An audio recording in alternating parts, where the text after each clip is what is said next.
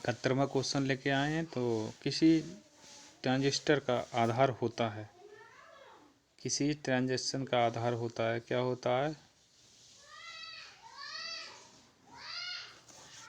तो ये होता है lightly dope, option number B. अगला,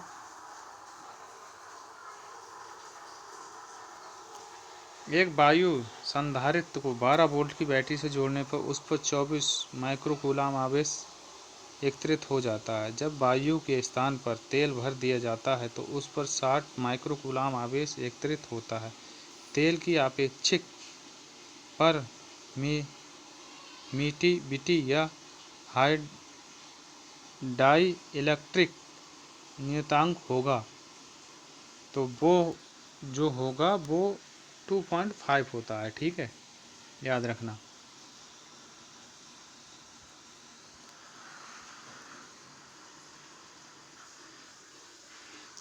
दस माइक्रो ए रेंज के 1 मिली अमीटर में प्रतिरोध की एक कॉइल है। ए रेंज के अमीटर के तौर पर इसका प्रयोग करने के लिए अमीटर शंट में प्रयोग होना चाहिए। तो वो होना चाहिए 1/99 ओम, ऑप्शन नंबर डी।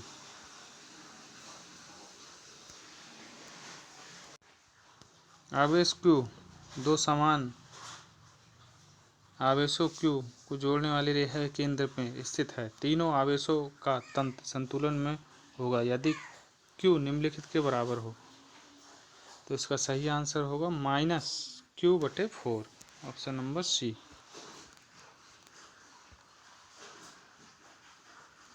एक बिंदु आवेश Q को एक अन्य नियत बिंदु आवेश के गिर्द एक वृत्तीय पथ के साथ साथ गतिमान किया जाता है। किया गया कार्य तभी शून्य होता है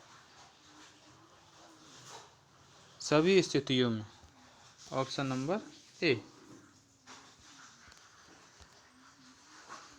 जो तत्व बिजली के प्रवाह में मदद नहीं करता है वह है, जो तत्व बिजली के प्रवाह में मदद नहीं करता है वह है, ऑप्शन नंबर ए, एस। निम्नलिखित में उच्चतम विद्युत चालकता वाला तत्व है।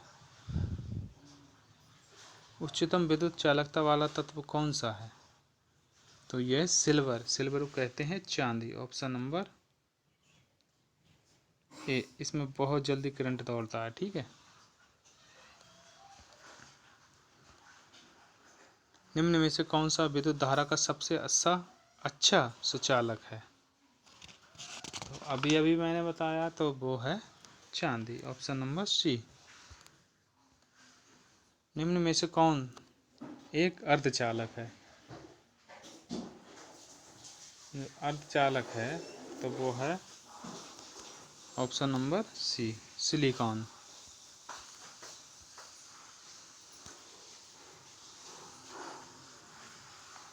जब किसी धातु को गर्म किया जाता है तो इसका प्रतिरोध,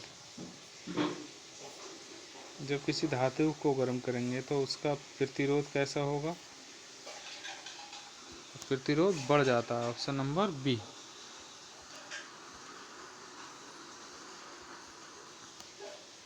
किसी लचीली केबल के लिए सबसे उपयुक्त विद्युत रोधी है। विद्युत रोधी क्या है?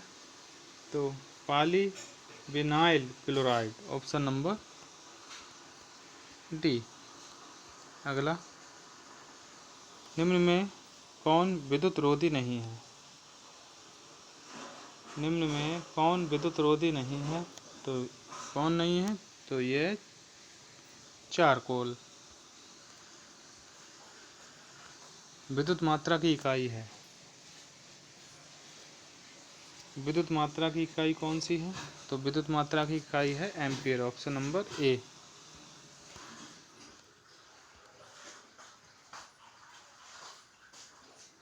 समांतर पट्टिका कैपेसिटर में पट्टिकाओं के बीच के क्षेत्र को परावैद्युत सिल्ली से भरा जाता है। कैपेसिटर को एक सेल के साथ जोड़ा जाता है और सिल्ली को बाहर निकाल लिया जाता है। तो कैपेसिटर के विभवांतर में वृद्धि हो जाती है। क्या होगा?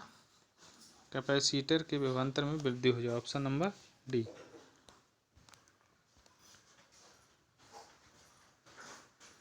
एक कैपेसिटर को EMFE तथा कतिपय आंतरिक प्रतिरोध के एक सेल के साथ जोड़कर पूर्णतः आवेशित किया जाता है। तो सेल में विभव अंतर छोटा ई बड़ा ई होगा। ऑप्शन नंबर सी।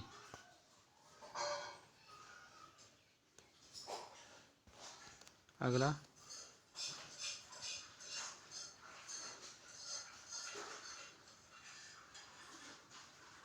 ओम का नियम। ओम का नियम कौन सा है? तो ओम का नियम है ऑप्शन नंबर 2, यानी B बराबर IR। और न्यूटन का नियम कौन सा है? तो F बराबर ma। और आइंस्टीन का नियम तो E बराबर NC²। तो इसका सही आंसर क्या होगा? ऑप्शन नंबर सी।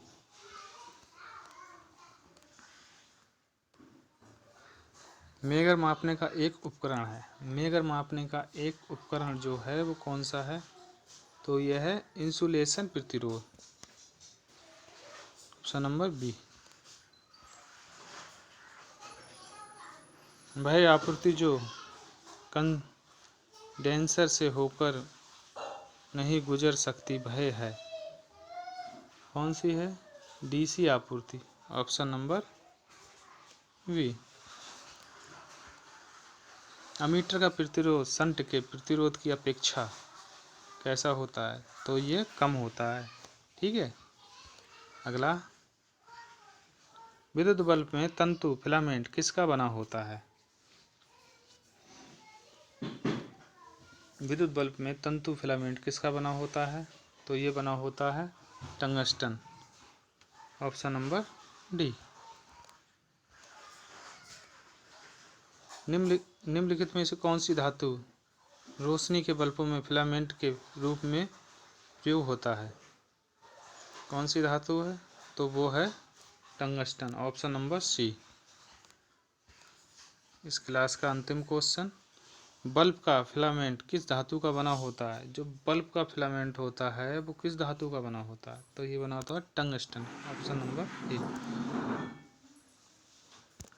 मिलते हैं दोस्तों इसकी अगली क्लास में, तब तक के लिए धन्यवाद।